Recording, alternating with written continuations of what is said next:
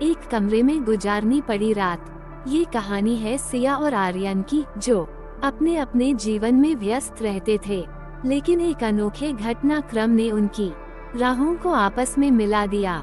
सिया एक फोटोग्राफर थी जो पहाड़ों की खूबसूरती को अपने कैमरे में कैद करने के लिए यात्रा कर रही थी। आर्यन एक लेखक था जो अपनी अगली किताब के लिए शांति की तलाश में था।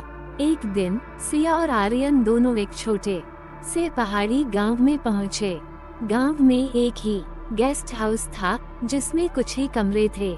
सिया और आर्यन दोनों ने अपने अपने लिए एक एक कमरा बुक किया। शाम होने लगी और मौसम अचानक बिगड़ गया। भारी बारिश और तूफान ने पूरे गांव को घेर लिया। गेस्ट हाउस का मालिक चिंतित होकर आया और कहा, मौसम बहुत खराब हो गया है, हमें एक साथ रहना होगा ताकि कोई भी मुसीबत में न पड़े। सिया और आर्यन दोनों ने स्थिति की गंभीरता को समझा और अपने अपने कमरे छोड़कर गेस्ट हाउस के एक बड़े कमरे में आ गए, जहां गेस्ट हाउस का मालिक और कुछ अन्य लोग भी थे। कमरे में एक गर्म चाय की व्यवस्था की गई थी। सिया और आर्यन एक दूसरे से परिचित नहीं थे, लेकिन परिस्थिति ने उन्हें एक दूसरे के करीब ला दिया। चाय पीते हुए सिया ने अपने कैमरे से ली गई कुछ तस्वीरें दिखाईं और आर्यन ने अपने लेखन के बारे में बताया। सिया ने मुस्कुराते हुए कहा, आपका लेखन बहुत रोचक लगता है। मुझे भी यात्रा करते हुए कई कहानियाँ मिलती हैं जिन्हें मैं अपने फोटोग्राफी में कैद करती हूँ। आर्यन ने कहा, आपकी तस्वीरें वाकई में बहुत खूबसूरत हैं। आप उनमें जीवन की कहानी बयां करती हैं। बातचीत करते करते दोनों ने एक दूसरे के साथ अपनी अपनी यात्राओं और अनुभवों को साझा किया। तूफान बाहर भले ही उग्र था, लेकिन कमरे के अंदर एक अलग ही माहौल था, गर्मजोशी, समझ और नई दोस्ती का। रात गहराती गई और सिया और आर्यन की बातें चलती रहीं। आर्यन ने सिया को अपने कुछ अधूरे लेख सुनाए और सिया ने अपनी यात्रा की दिलचस्प कहानियां साझा की। दोनों ने महसूस किया कि उनके सपने और जीवन के लक्ष्य बहुत मिलते जुलते हैं। आधी रात को बिजली चली गई और कमरे में अंधेरा छा गया।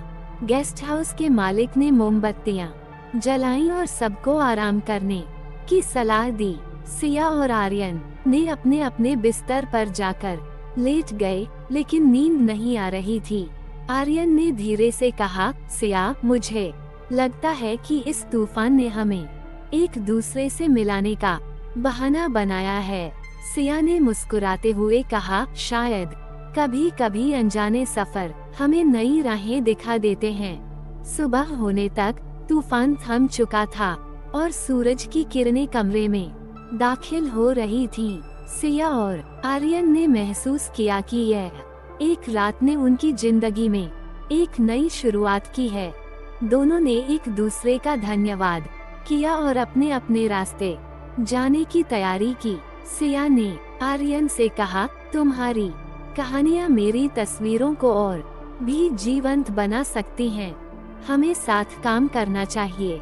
आर्यन ने सहमति में सिर हिलाया और कहा, हाँ, हमें जरूर साथ में कुछ करना चाहिए। इस तरह उस एक रात ने सिया और आर्यन के बीच एक गहरा संबंध बना दिया। वे साथ में मिलकर कहानियां और तस्वीरें बनाने लगे। उनकी दोस्ती और पेशेवर साझेदारी ने उन्हें जीवन में नई ऊंचाइयां दी। उनकी यह कहानी यह सिखाती है कि कभी कभी जीवन के अनपेक्षित मोड़ हमें ऐसे लोगों से मिलाते हैं जो हमारी राह को रोशन कर देते हैं। एक कमरे में गुजारनी पड़ी रात उनके जीवन की सबसे यादगार रात बन गई, जो उन्हें हमेशा के लिए बदल गई।